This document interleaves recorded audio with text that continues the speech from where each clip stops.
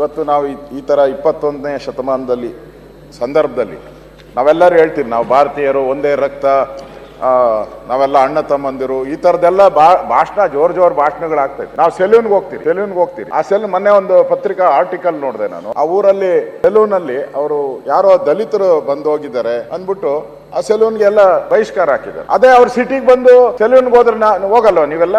Borewell ಕೊರಿತಿರಲ್ಲ, ನೀರ್ನ ಏನು ಎಲ್ಲಾ ನೀರು ಏನು ಮೇಲ್ವರ್ಗ ಕೆಳವರ್ಗ ಅಂತ ನೀರಲ್ಲಿ ಏನಾನ ಬರ್ದಿದ್ರು? ಏನು ಇಲ್ಲ. ನೀವು ಸಾಯ್ಬೇಕಾಗಿ ಡೆತ್ ಬೆಡ್ ಅಲ್ಲಿ ಇರೋವಾಗ ನೀವು ಹಾಸ್ಪಿಟಲ್ ಅಲ್ಲಿ ಆ ಬ್ಲಡ್ ಬ್ಯಾಂಕ್ ಇಂದ ರಕ್ತ ತರ್ತಾರೆ. ಯಾರ್ದು ತರ್ತಾರೆ ಗೊತ್ತಿದ್ಯಾ ನಿನ್ಗೆ? ಪ್ರಾಣ ಉಳಿಯೋವಾಗ ಮಾತ್ರ ನೀನು ಯಾರನ್ನೂ ಕೇಳಲ್ಲ, ಇದು ಯಾವ ರಕ್ತ, ಮೇಲ್ವರ್ಗದ ಯಾವುದು ಅಂತ ಕೇಳಲ್ಲ. ಆತರ ಪದವನ್ನ ಬಳಕೆ ಮಾಡೋದು ಅವ್ರ ವೃತ್ತಿಗೆ ತಪ್ಪದು, ಅವಮಾನ ಮಾಡ್ದಂಗೆ. ಈ ತರದ ಯಾವುದೇ ಸಂದರ್ಭದಲ್ಲಿ ಇರಲಿ, ಅವ್ರು ಹೋದಂತ ಟೀ ಅಂಗಡಿಗೆ ಹೋಗದೆ ಇರೋದು ಇದು ಅಕ್ಷಮ ಅಪರಾಧ.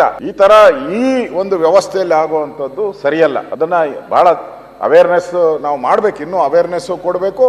ಯಾರು ಈ ತರ ಮಾಡ್ತಾರೋ ಅವ್ರಿಗೆ ಗ್ರಾಮ ಪಂಚಾಯತಿ ಮಟ್ಟದಲ್ಲೇ ಇದು. ಯಾಕಂದ್ರೆ ನಗರ ಪ್ರದೇಶದಲ್ಲಿ ಏನು ಆ ಥರದ್ದಿಲ್ಲ. 99% ನಗರ ಪ್ರದೇಶದಲ್ಲಿ ಎಲ್ಲೂ ಇಲ್ಲ. ಈ ಹಳ್ಳಿಗಾಡುಗಳಲ್ಲಿ ಇನ್ನೂ ಆ ತರದ್ದು ಉಳ್ಕೊಂಡಿದೆ. ಇನ್ನು ಹಳ್ಳಿಗಾಡುಗಳಲ್ಲಿ ಸುಮಾರಿದೆ. ಅಲ್ಲಿ ಅವೇರ್ನೆಸ್ ಕೊಡ್ಬೇಕು. ಆ ಗ್ರಾಮ ಪಂಚಾಯತಿ ಮುಖಾಂತರ ಇವೆಲ್ಲ ಬೋರ್ಡ್ ಬರ್ಸಾಕ್ಬೇಕು. ನೀವು ದೊಡ್ಡ ಆಗ್ತಿರಲ್ಲ, ಇದು ಹಾಕಿದ್ರೆ ಅವ್ರಿಗೆ ಅವೇರ್ನೆಸ್ ಕ್ರಿಯೇಟ್ ಮಾಡಬೇಕು. ಆಗ ಇದಕ್ಕೆ ಒಂದು ಈ ಸಾಮಾಜಿಕ ಬಹಿಷ್ಕಾರದ ಏನಿದೆ ಇದು ಹೋಗಕ್ಕೆ ಸಾಧ್ಯ ಆಗ್ತೈತೆ. ಈಗೇನ್ ತಂದಿದ್ದಾರೆ ಮಾನ್ಯ ಗೌರವಾನ್ವಿತ ಮಹದೇವಪ್ಪನವರು, ಇದನ್ನ ನಾವು ಸ್ವಾಗತ ಮಾಡ್ತೀರಿ. ಇದು ನಮ್ಮೆಲ್ಲರೂ ಕೂಡ ಇದನ್ನ ಸರ್ವಾನುಮತ ಒಪ್ಪಿಗೆಯನ್ನು ಕೊಡ್ತಾ ಇದ್ದೀವಿ.